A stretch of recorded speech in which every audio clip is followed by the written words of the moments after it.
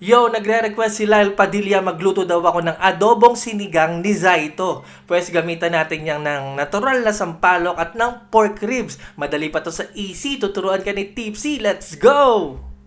Yo, welcome to Pimp Your Food. Tama ang narinig nyo, adobong sinigang ang request ni Lyle Padilla. Ilang beses niya na rin niya ni-request, no? So, pagbigyan na natin.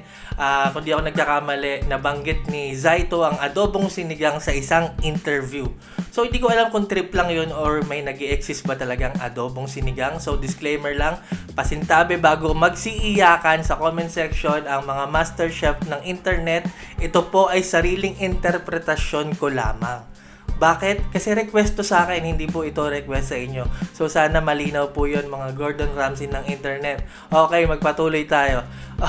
Pagsasamahin lang natin ang components ng adobo at ng sinigang. At dahil ang adobo madalas pinangpapaasim dyan ay suka, pero ito ay adobong sinigang. So, ang ipapaasim ko dito ay sampalok. Ayan, natural na sampalok. So, nagpakulo lang ako ng bunga ng sampalok, dinurog, hanggang sa makuha natin ang katas. Siyempre, sinala din. Set aside, magsimula na tayo maggisa ng ating bawang. Nilalakihan ko lang, pinitpit ko ng konti.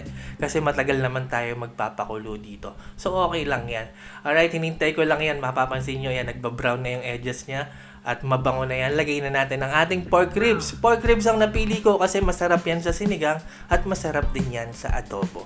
Alright, simulan natin sa pag-stir fry hanggang sa mapansin nyo na hindi na kulay pink ang karne or ang ating pork ribs. Ayan, pag di na siya kulay pink, lagyan natin ng syempre sangkap ng adobo, paminta, and then laurel. Alright, konting halo and then tatakpan natin yan, hayaan natin yan masangkot siya ng mga 8 minuto, no? Hanggang ng katamtamang apoy, palabasin lang natin ang katas ng ating karneng baboy.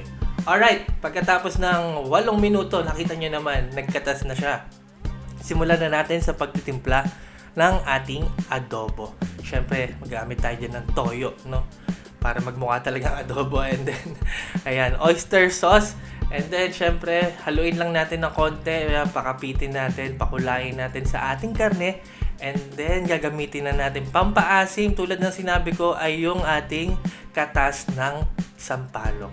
Nilahat ko na kasi since sinigang naman, di ba, may sabawang sinigang. Pero makikita nyo, stick lang kayo kung paano gagawin natin dito. Magugulat kayo, ang sarap tignan, ang sarap sa mata. Itsura pa lang masarap na. Alright, so tinakpan ko lang yan. Tuloy natin yan sa pagpapakulo ng may takip, katamtamang apoy hanggang sa lumambot ang ating mga pork ribs.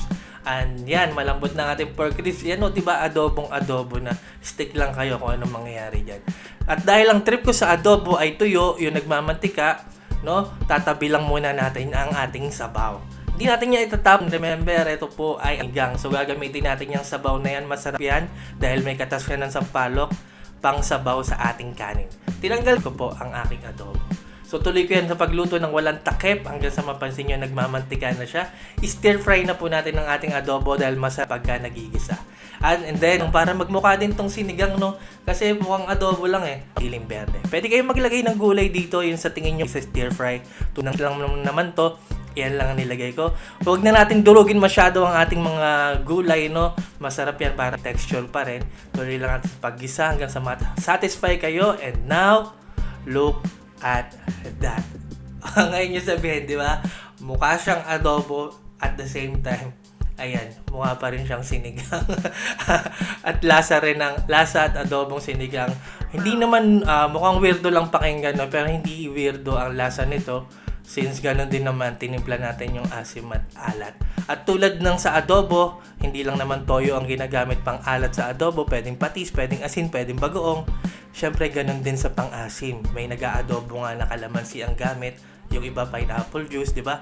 This time, ang ginamit natin ay katas ng sampalok. Pampaasim dahil ito ay adobong sinigang. So, sana napagbigyan ko yung adobong sinigang ng isa nating viewer. Kung may request kayo, kahit sa tingin nyo medyo weird, ilagay nyo pa rin. Baka magawan ko ng sarili kong interpretasyon. Yun lang. Maraming salamat sa palagi nyo panonood, pagtangkilik, pagsuporta, pagsubaybay. Ako po si Tipsy D. God bless sa inyong lahat. Peace!